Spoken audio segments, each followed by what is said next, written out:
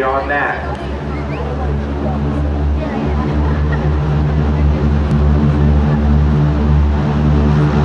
Tail wheels will come off the ground, and as they reach somewhere around 70 miles an hour, they'll lift off.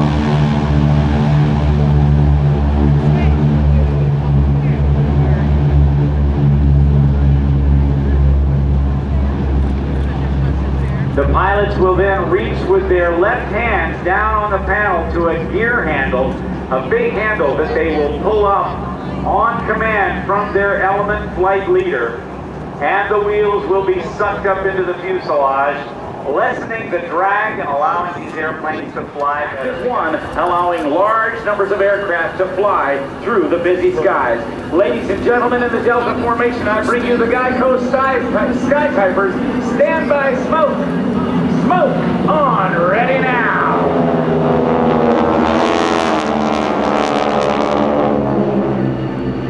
The Delta formation has the flight leader at the front with his wingman, and element flight leaders taking their positions on him. As the aircraft perform today, I'd like to introduce the pilots to you. Leading the flight is Larry Arkin with Steve Kapoor.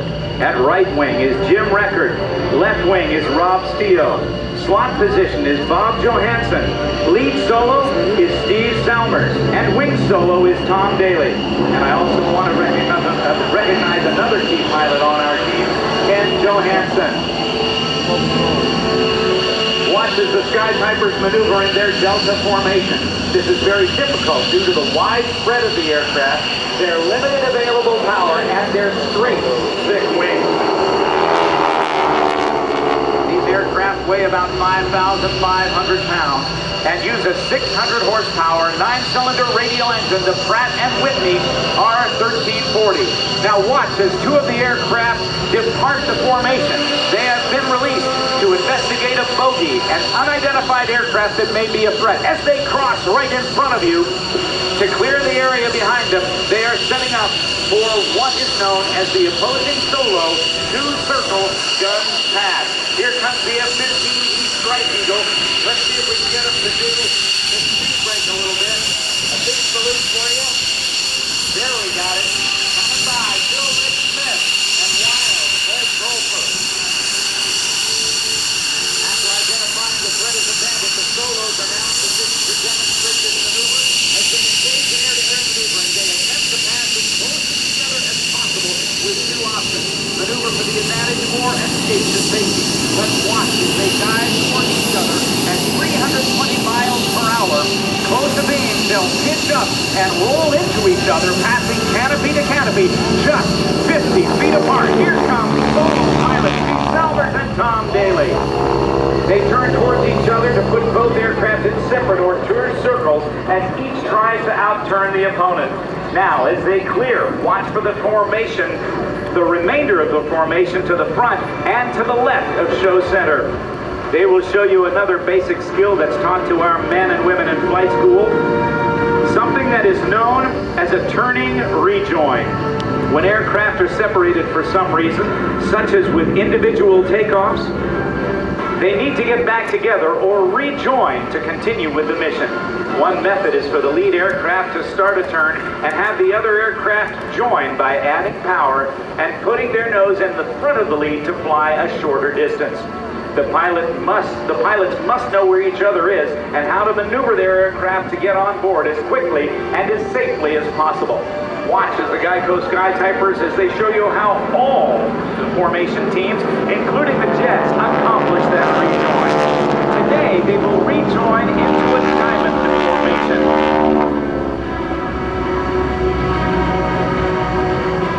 Now that they've rejoined, they'll treat you to a Diamond S, or Snake Pass.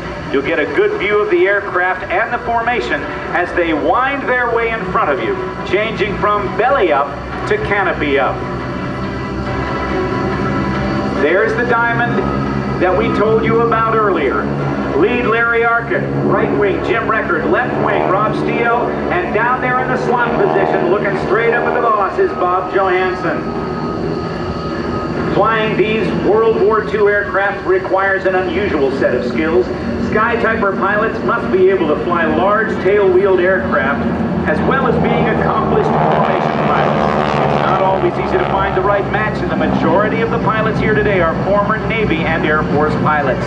Now, please focus your attention once again as the solos come head-to-head from both the right and the left for the solo one-circle guns pass. The difference between this and a two-circle pass is that both aircraft will turn in the same direction. This type of air-to-air turning engagement is used when one aircraft has superior maneuvering ability or to take advantage of a mistake.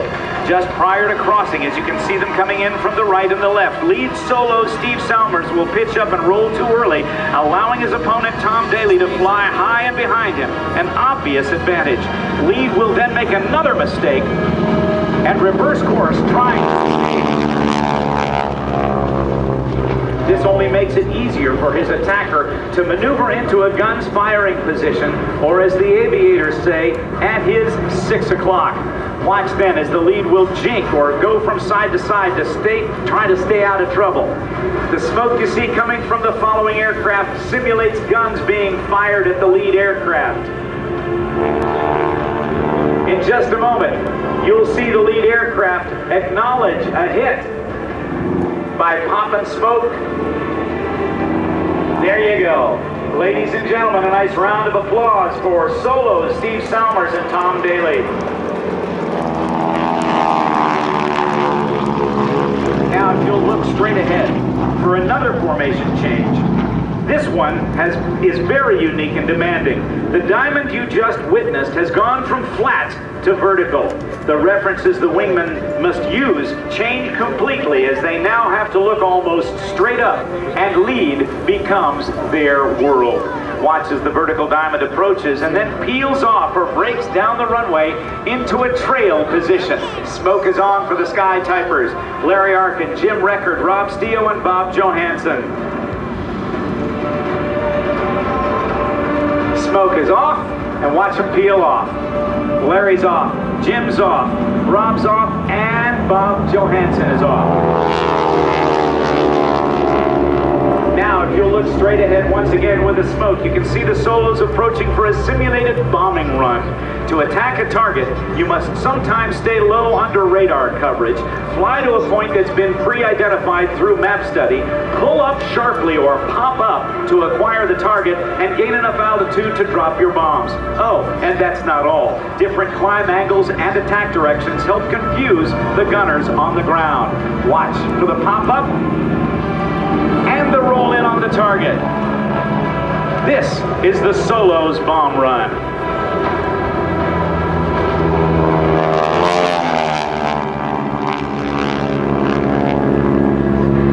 The solos exit as a defensive team now, clearing their sixth and searching for the remainder of the formation.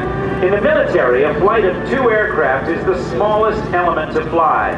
They provide mutual support for each other as well as while accomplishing other duties to complete the mission. If you'll look off to the left, you'll see him joining up in that echelon or all-to-one-side formation. This is most difficult for the solo pilots who have just rejoined Steve Salmers and Tom Daly, because if they do not fly through actually looking at the lead aircraft, they could get whipped around and the formation would look just awful. But look at that, ladies and gentlemen, a perfect formation. Let's give a nice round of applause to your GEICO Skytypers.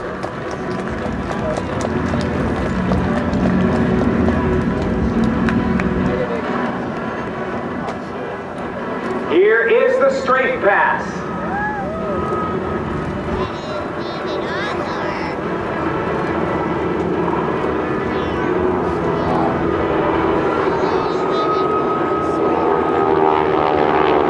Exiting to your left, flight lead Larry Arkin will reform the squadron with yet another rejoin, only this time into the GEICO Skytyper fan formation. The Army, the Navy, the Marine Corps, and the Coast Guard, and all the people like you who support them.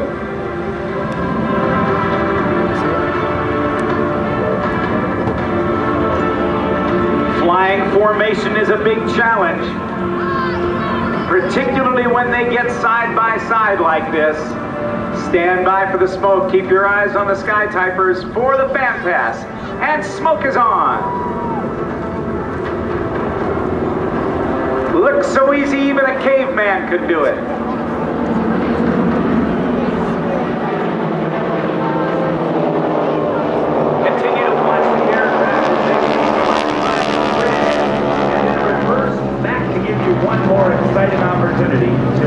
magnificent World War II icons indelibly in your minds and cameras.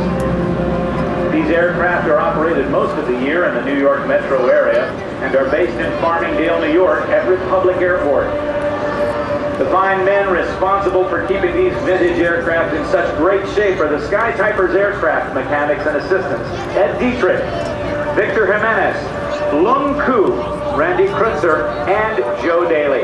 If you'd like more information or to see more photos of the Skytypers, check their website at skytyping.com. By the way, the smoke that they use is an environmentally friendly, light paraffin-based oil that has been approved by the EPA. Now, from the right, here come the Skytypers.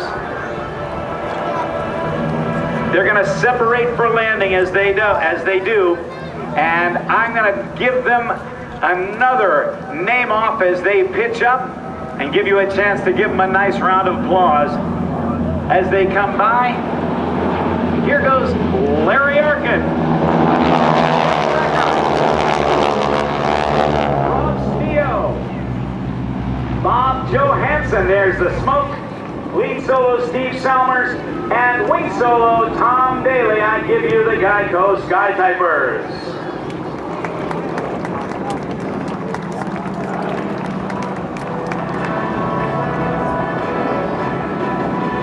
Every successful air show performance must end with a successful landing. Notice that all the aircraft are forming into a single line, and they'll aim for the same point on the runway and land on alternate sides. Landing a tailwheel aircraft is a little trickier than with an aircraft with a nose wheel. This is due to the center of gravity behind the main wheel.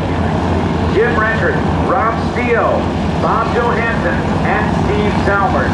Back in the back seat of that first airplane is one of the guys working some of the computers is Steve Kapoor back there in the back seat. All the rest is one guy in the airplane. Look at that. They are neat.